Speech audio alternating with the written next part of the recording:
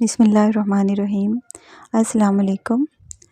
آج میں آپ سے قرآن پاک میں بیان ہونے والا بنی اسرائیل کا ایک واقعہ شیئر کروں گی۔ روایت میں ہے کہ ایک قبیلے نے قوم بنی اسرائیل سے علیحدہ ہو کر دریا کے کنارے پر اپنے رہنے کے واسطے مکان بنا لیے، اور یہ واقعہ اس وقت عمل میں آیا جب حضرت داؤد علیہ السلام بلائے ناگہانی میں مبتلا ہوئے، تو ان لوگوں نے اس موقع کو غنیمت سمجھ کر اکثر احکام توریت کے خلاف شرع کام شروع کر دیے۔ ان امور میں جو کہ انہیں منع کیا گیا تھا، ان احکامات میں جو کہ ان کو منع تھیں، اس میں ایک یہ بھی تھا کہ وہ ہفتہ کے دن شکار نہ کریں اور نہ ہی دنیا کی کوئی خرید و فروخت کریں۔ یہ سب چیزیں کتاب توریت میں حرام تھیں۔ ان لوگوں نے کوئی پرواہ نہ کی اور ان حرام کردہ چیزوں پر کاربند ہو گئے جن سے ان کو اللہ تعالیٰ نے منع کیا تھا۔ جب اس قوم نے اللہ تعالیٰ کی نافرمانی شروع کی تو پھر ان کے واسطے اللہ نے بطور آزمائش کے دریا کی مچھلیوں کو حکم دیا کہ وہ ہفتہ کے دن دریا سے نکل کر ساحل پر آ جائیں۔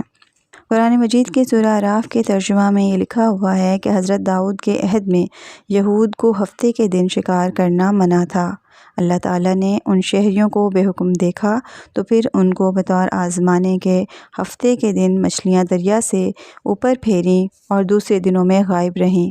ان کا جی نہ رہ سکا اور انہوں نے ہفتے کے دن شکار کیا، اور انہوں نے اپنی دانست میں یہ حیلہ کیا کہ کنارے دریا کے پانی کاٹ لائے کہ مچھلیاں وہاں آ رہیں تو وہ بھی مچھلیاں ان کے ہاتھ نہ آئیں اور ہفتے کی شام کو وہ مچھلیاں نکل جائیں۔ آخر انہوں نے ہفتے کے دن بھاگنے کی راہ بند کی اور اتوار کو پکڑ لیا۔ پھر وہ لوگ بندر ہو گئے اور ان میں 3 فرقے ہو گئے۔ ایک تو ان میں وہ تھے جو کہ شکار کرتے تھے، اور دوسرے وہ لوگ تھے جو باز آ گئے تھے، نافرمانیوں سے برابر منع کرتے رہتے تھے، اور تیسرے وہ لوگ تھے جو منع کرنے سے تھک گئے تھے اور منع کرنا چھوڑ بیٹھے۔ لیکن وہ بہتر تھے جو برابر منع کرتے رہے، اور منع کرنے والوں نے شکار کرنے والوں سے ملنا چھوڑ دیا۔ ایک دن صبح کو اٹھے تو دوسروں کی آواز سنی اور دیوار پر چڑھ کے دیکھا تو ہر گھر میں بندر ہی بندر نظر آ رہے تھے، اور ان کی یہ کیفیت تھی کہ وہ آدمی کو پہچان کر اپنے قرابت والوں کے پاؤں پر اپنا سر رکھتے اور پھر رونے لگتے۔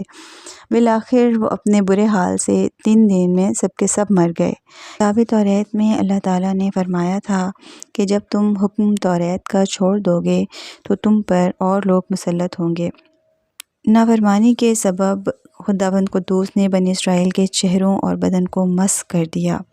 آج ہم چونکہ خاتم النبیین حضرت محمد مصطفیٰ صلی اللہ علیہ وآلہ وسلم کی امت ہیں، بے شک یہ ہم پر اللہ تعالیٰ کا احسان عظیم ہے کہ اس نے ہمیں اپنے محبوب نبی سرور کونین محمد مصطفیٰ صلی اللہ علیہ وآلہ وسلم کی امت میں پیدا کیا، اور یہ ہمارے آقا علیہ الصلوۃ والسلام کی دعا کے سبب ہے کہ ہمارے چہرے مسخ نہیں کیے جاتے، ورنہ آج اگر ہم اپنے آس پاس نظر دوڑائیں تو ہر وہ گناہ جن کے سبب اللہ تعالیٰ نے ان قوموں کو غرق کر دیا اور اللہ تعالیٰ کے شدید عذاب میں مبتلا ہوئے، وہ سبھی گناہ ہمیں اپنے آس پاس نظر آتے ہیں، لیکن ہم بچے ہوئے اس لیے ہیں کیونکہ یہ ہمارے آقا دو جہاں صلی اللہ علیہ وآلہ وسلم نے دعا کی تھی کہ ہم پر اس طرح کا عذاب نہ آئے جیسا کہ ہم سے پہلی امتوں پر آیا اور ان کے چہرے مسخ کر دیے گئے اور وہ غرق ہو گئے۔